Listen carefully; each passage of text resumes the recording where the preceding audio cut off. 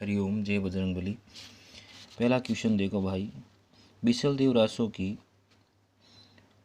मुख्य महिला पात्र का नाम क्या था? बिसलदेव रासो की मुख्य महिला पात्र का नाम था राजमती। ठीक है। और बिसलदेव रासो की रचना किसके द्वारा की गई थी? कि बिसलदेव रासो की रचना की गई थी नरपति नाहल। ठीक है, बिसलदेव रासो नरपति नाहल, एक श्रृंगार रस है इसके अंदर। अगला सवाल देखो, चांदमारी ताम्र परियोजना का संबंध किस जिले से? चांदमारी ताम्र परियोजना का संबंध राजस्थान के झुंझुनू जिले से है। शेखावाटी ब्रिगेड का मुख्यालय भी झुंझुनू में है। हेनरी फोस्टर की द्वारा स्थापना की 1834 के अंदर। और तीसरा क्वेश्चन है, अपनी गोपुरम आकृति के लिए प्रसिद्ध रंगनाथ मंदिर का निर्माण पूर्णमल ने 1844 ईस्वी में करवाया था। वो कहाँ पर है? पुष्कर में। अपने गोपुरम आकृति के लिए प्रसिद्ध रंगनाथ मंदिर का निर्माण पूर्णमल ने 1844 ईस्वी में कराया, पुष्कर में। मुख्यमंत्री निःशुल्क दवा योजना का शुभारंभ कब हुआ था? 2 अक्टूबर 2011, 2/10/11। केंद्रीय शुष्क बागवानी संस्थान कहाँ पर है? बागवानी उद्यानिकी बीकानेर के अंदर है। ठीक है।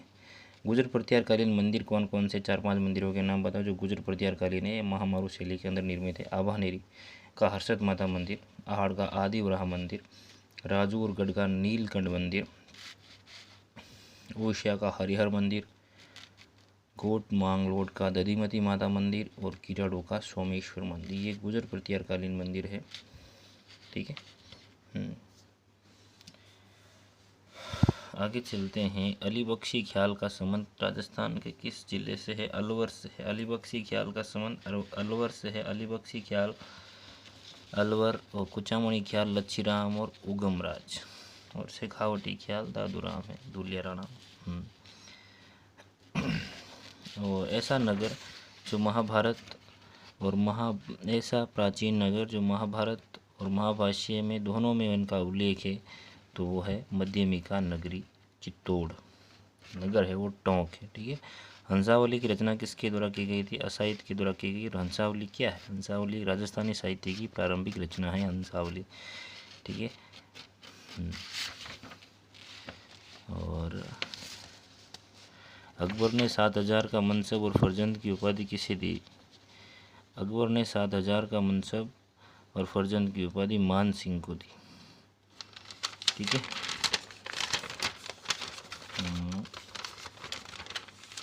ये 10 सवाल है भाई, वापस देख लो। बिसलदेव रासो, मुख्य महिला पात्र राजमती, बिसलदेव वीरराज चतुर्थ ना, वो बिसलदेव था चौहान। चांदमारी झुंझुनू में है ये। गोपुरम आकृति पूर्णमल पुष्कर में है। रंगनाथ मंदिर, मुख्यमंत्री निःशुल्क दवा 2 अक्टूबर 2011। बागवानी बीकानेर, गुजर प्रत्यारकालीन मंदिर अली बख्शी अलवर, चामणी लच्छीराम, महाभारत और महाभाष्य दोनों का उल्लेख मध्यमिका नगरी में, हंसावली असाहित, और अकबर ने 7000 का मनसब और फर्जंद की उपाधि दी मान सिंह को। ठीक है। आगे देखो, ये क्वेश्चन है, राजरूपक किसने लिखा ये बताना आपको। राजरूपक के लेखक कौन थे? महमूद खिलजी प्रथम ने गागरोन के किले का क्या नाम रखा? संगीत राज जो महाराणा कुंभा के द्वारा लिखा गया, उसके कितने भाग थे? उन भागों के क्या क्या नाम थे बताने हैं। चल फिर शाह की दरगाह कहाँ पर है? त्रिपुर सुंदरी का मंदिर बांसवाड़ा में है। वो बांसवाड़ा के किस गांव के अंदर ये मंदिर है, ये बताना है आपको। और ढींगला, भीडरिया और नाथ द्वारिया ये क्या है? ढींगला, भीडरिया और नाथ द्वारिया ये क्या है, मतलब किससे संबंधित है ये। और मटक, बिछायत और चूसराई क्या, ये भी आपको बताना है। गुड़ा किशोरीदास और चौथ का बड़वा ये खनन क्षेत्र किसके लिए प्रसिद्ध है, फेमस है? अलेकू, हिटलर और तीडोराव नामक पुस्तकों की रचना किसके द्वारा की गई है बताना है। और नींबू चूना कांड कब हुआ था ये बताना है। ठीक है। ये 10 सवाल है। जो भी क्वेश्चन आए उसका ऊपर नंबर लगा के इसका उत्तर आप ज़रूर लिखना। कल के वीडियो में हम आपको इन 10 के उत्तर बताएंगे। ठीक है। राजरूप किसकी रचना है, ये सारे क्वेश्चन दे रखे ना, इनके बारे में आप बताना। ठीक है।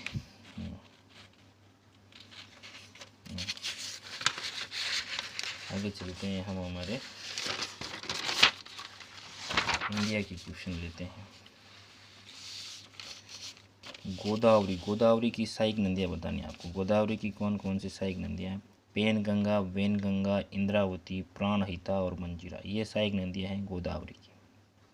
पेनगंगा, वेनगंगा, इंद्रावती, प्राणहिता और मंजीरा, ये गोदावरी की सहायक नदियाँ हैं। और कावेरी और कृष्णा नदी की सहायक नदियाँ हैं घाट प्रभा, भीमा, तुंगभद्रा, दूधगंगा और कोयना।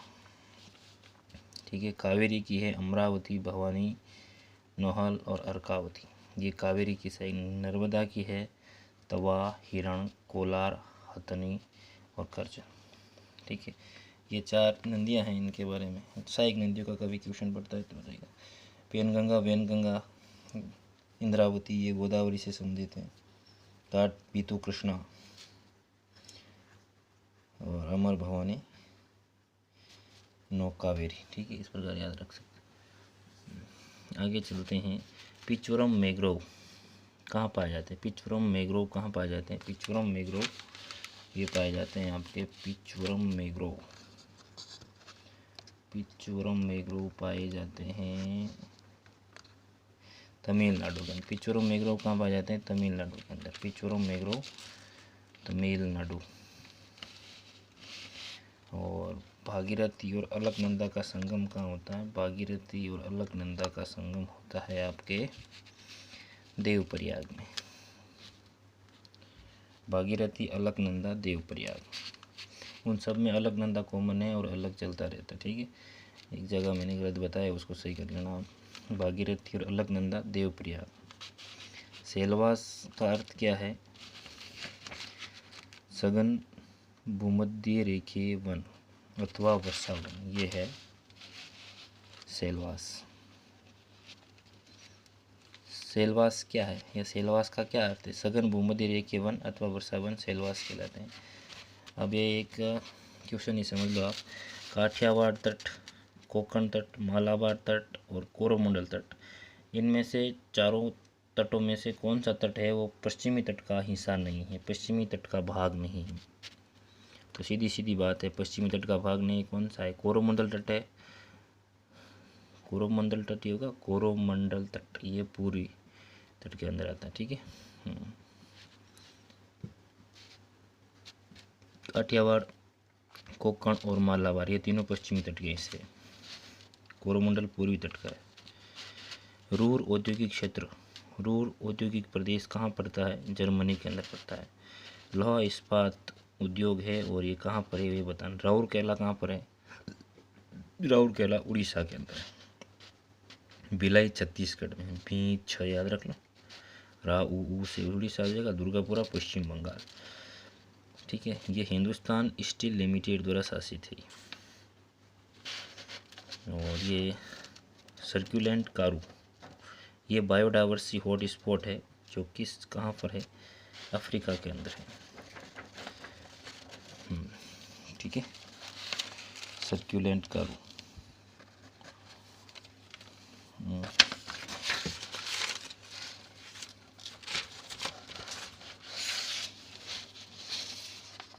अगला हो जाएगा सर्कुलेंट कारू वाला हो गया। प्रांतीय स्वायत्ता संघीय न्यायालय की स्थापना, केंद्र में अखिल भारतीय संघ की स्थापना, ये किन की विशेषता है? भारत संस्कार अधिनियम 1935 की विशेषता है। ठीक है, प्रांतीय स्वायत्ता मिल गई थी 1935 में, संघीय न्यायालय की स्थापना हो गई, केंद्र में अखिल भारतीय संघ की स्थापना।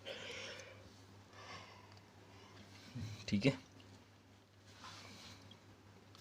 और अवशिष्ट शक्तियाँ, ये कनाडा प्रणाली का अनुसरण हमने अब संघ के अंदर जो अवशिष्ट शक्तियाँ हैं वो कनाडा से लिए। कनाडा महान्यायवादी का वो भी ट्रेन से था, पादुबन जर्मनी से लिए गए, इस प्रकार से। ठीक है, अवशिष्ट शक्ति हमने कनाडा से ली। ठीक है, आप इस देख सकते हो आप। गोदावरी की सहायक, कृष्णा की सहायक नदियाँ, कावेरी, नर्मदा की सहायक, पिचोरम, मैंग्रोव तमिलनाडु, देवप्रयाग, भागीरथी, अलकनंदा, सेलवास वाला ये हो गया, कोरोमंडल तट हो गया, पूर्वी तट का भाग हो गया, रूर जर्मनी, ये लोह इस्पात है, ये सर्कुलेंट कारू अफ्रीका है। ठीक है, आगे चलते हैं हम हमारे साइको के क्वेश्चन। साइको के क्वेश्चन अच्छे क्वेश्चन है। देखो, बुद्धि का त्रितंत्र सिद्धांत किसके द्वारा दिया गया था? बुद्धि का त्रितंत्र सिद्धांत दिया गया था स्टर्नबर्ग के द्वारा। बुद्धि का त्रितंत्र सिद्धांत स्टर्नबर्ग के द्वारा दिया गया था। उसके अंदर कौन से 3 भाग है? संदर्भ, अनुभव और घटक। संदर्भात्मक, अनुभवजन्य और घटकीय बुद्धि। संदर्भ के अंदर होता है व्यवहारिक, अनुभवजन्य में सृजनात्मक और घटक में विश्लेषणात्मक बुद्धि। ठीक है, ये निचोड़ है इन चीज़ का। बुद्धि का त्रितंत्र सिद्धांत स्टर्नबर्ग के द्वारा दिया गया था। संदर्भ, अनुभव, घटक। संदर्भ में व्यवहार, अनुभव में सृजन और घटक में विश्लेषण। ठीक है, विकास का सही क्रम क्या, मतलब विकास का सही ऑर्डर क्या होता है? विकास का सही ऑर्डर होता है आत्मीकरण, समायोजन और अनुकूलन। आत्मीकरण, समायोजन और अनुकूलन। आगे है एक ही विषय का लंबे समय तक अध्ययन करना, वो होता है अनुदैर्ध्य अध्ययन। और अलग अलग विषयों का एक बार अध्ययन करना, वो होता है अनुप्रस्थ। विकासात्मक मनोविज्ञान का जनक जीन पियाजे।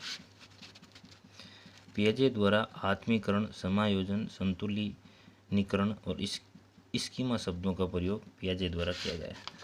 बहुबुद्धि का सिद्धांत किसके द्वारा दिया गया? गार्डनर के द्वारा बहुबुद्धि का सिद्धांत दिया गया, जिसने 7 तत्व बताए। उसके अंदर भाषिक, तार्किक, स्थानिक, शारीरिक, ये संगीत, ये सारे तत्व में शामिल थे। ठीक है, और विकास के किसी भी पड़ाव पर कोई भी वस्तु सिखाई जा सकती है। किसका कथन है? ये किस मोदी ने कहा था कि विकास का कोई भी स्टेज हो, वहाँ आप कुछ भी सीख सकते हो, कुछ भी सिखा सकते हो। विकास के किसी भी पड़ाव पर कोई भी वस्तु सिखाई जा सकती है, वो है ब्रूनर। किसने कहा था? ब्रूनर ने कहा था। ठीक है, मुझे 1 दर्जन स्वस्थ बालक दो, मैं उसे कुछ भी बना सकता हूँ। ये किसका कथन था? व्यवहारवादी वाटसन का कथन था ये। मुझे 1 दर्जन स्वस्थ बालक दो, मैं उसे कुछ भी बना सकता हूँ, ये कथन था वाटसन का। ठीक है, अगला है शिक्षा मनोविज्ञान शैक्षिक विकास का क्रमानुसार अध्ययन करता है। ये किसकी परिभाषा? स्टीफन की परिभाषा है। शिक्षा मनोविज्ञान शैक्षणिक विकास का क्रमानुसार अध्ययन या क्रमिक अध्ययन करता है, ये होता है स्टीफन की परिभाषा। अगला सवाल है बालक का विकास सिर से पैर की ओर होता है। बालक का विकास सिर से प्रारंभ होकर पैर मतलब चरण की ओर होता है। ये विकास का किस सिद्धांत के अंतर्गत आता है? तो ये होता है निश्चित दिशा का सिद्धांत। एक निश्चित डायरेक्शन होती है, उसका सिद्धांत होता है। ठीक है, आगे चलते हैं। श्रृंखला अधिगम किसके द्वारा दिए गए? श्रृंखला अधिगम गेने के द्वारा दिए गए, जिसने 8 प्रकार बताए थे। और एक सवाल अब साइकोलॉजी का भी है अच्छी तरीके से। रक्षात्मक युक्ति नहीं है। रक्षात्मक युक्ति नहीं है।